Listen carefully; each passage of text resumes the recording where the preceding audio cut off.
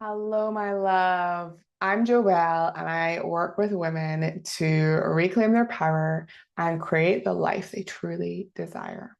And we do that by healing at a very deep level in terms of identity, in terms of the way that we're speaking to ourselves and what we're believing. And all of those things are things that I'm going to talk about today when I talk about a real-time example of why your self-talk matters, why you need to be aware of it, why you need to be thinking about adapting it, and then how that might show up for you years later when you really, really need it. So I'm going to begin by just giving you a little context. Our inner critic, and I'm assuming that you're here because on some level you resonate with having an inner critic. Our inner critic goes on fire when it thinks that we're going to do something that is threatening to us. It thinks that we're going to put ourselves in a situation that is vulnerable. It really starts to amplify in terms of the things that it's saying. Now, your inner critic is a part of you that is designed to protect you. It really just wants you to stay safe. And it is backed up by your nervous system, which is also designed to really be looking out for threat, to be looking out for, okay, I need to be this way, and that's what I've learned. So I'm going to keep on doing that because that felt safe before, instead of standing on the stage or doing whatever the thing is that might make you a little bit more visible and therefore to your nervous system, to your inner critic, put you under a little bit more threat. So that's a little bit of context. And I had the fiercest inner critic ever. I used to say things to myself that were just so mean and so loaded, and I didn't even know that I was doing it.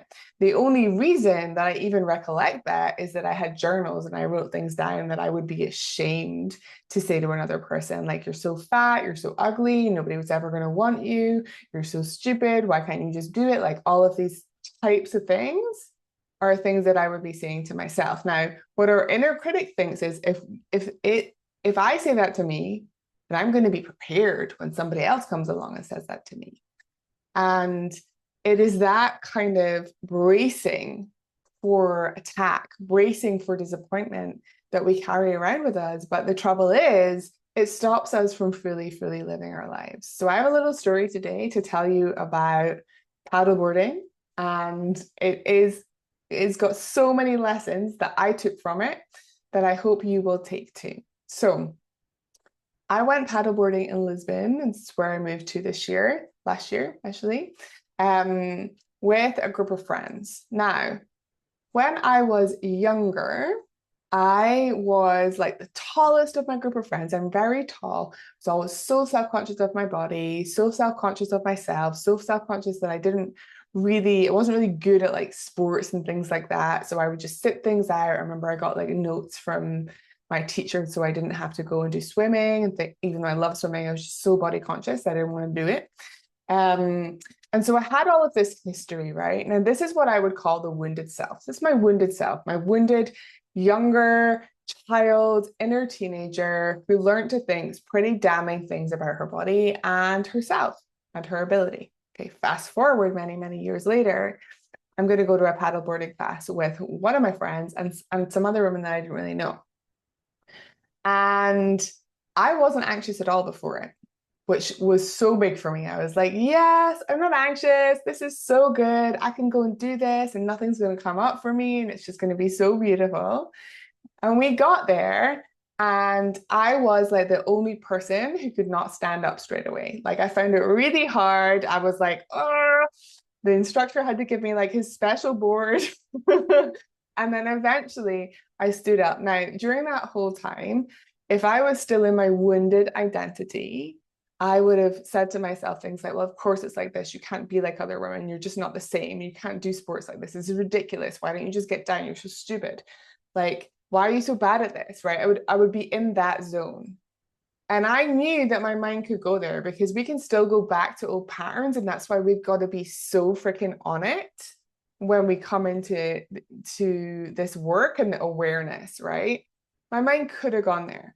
And I was a little sad. Like my friends were all off, like doing their thing and just like looking like absolute queens.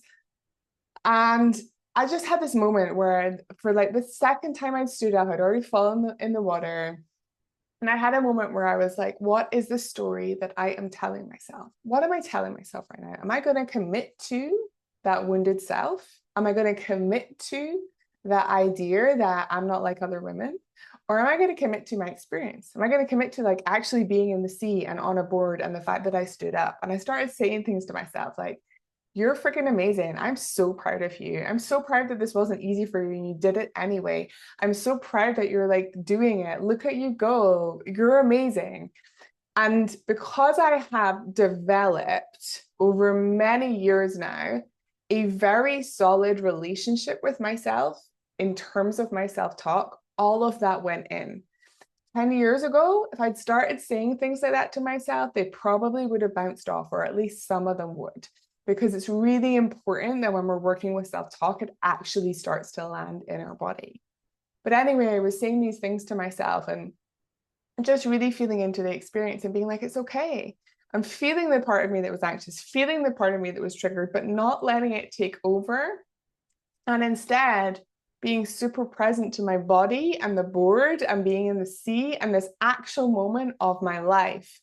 And for me, this is so much of what I missed when I was in the guts of my eating disorder, in the guts of my self-criticism, in the guts of like, I am not good enough, and really like being in this belief. It's why I'm so passionate about this work, because when we are in any of those places, we just miss our lives. We miss the beauty of our lives. We miss these moments because we're so concerned with just beating ourselves up around what it is that we're not doing.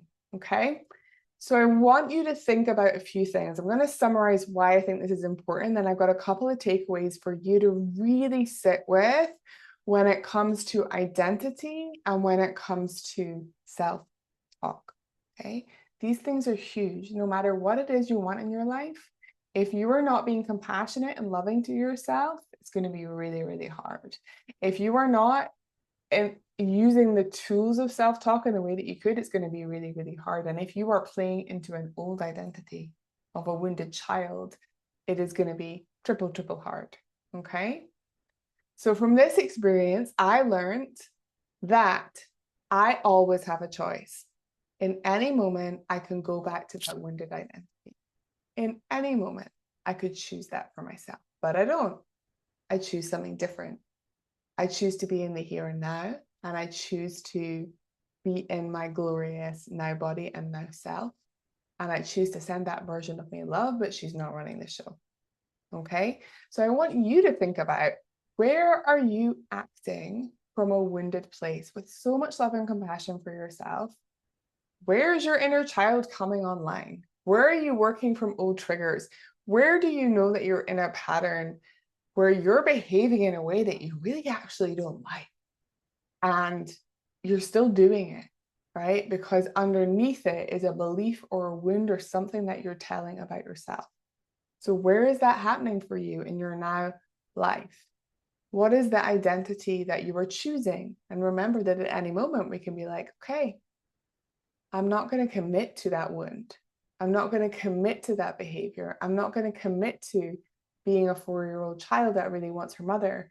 I'm going to commit to being this adult woman. I'm going to send myself love and compassion, and then I'm going to move into this new identity and into this present moment.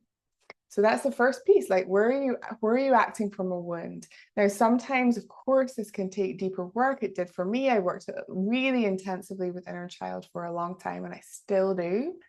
So that's okay, but you can still start to think about the question. If you've been in this work for a while, you can really start to embody, okay, who is my emergent self? Not my wounded self, but who is my emergent self? And so this is the next thing. Think about, who am I without any of the labels that I put on myself, like the label of I'm not sporty, I'm not good at activities, I am blah, blah, blah, blah, blah. What if those things were no longer true?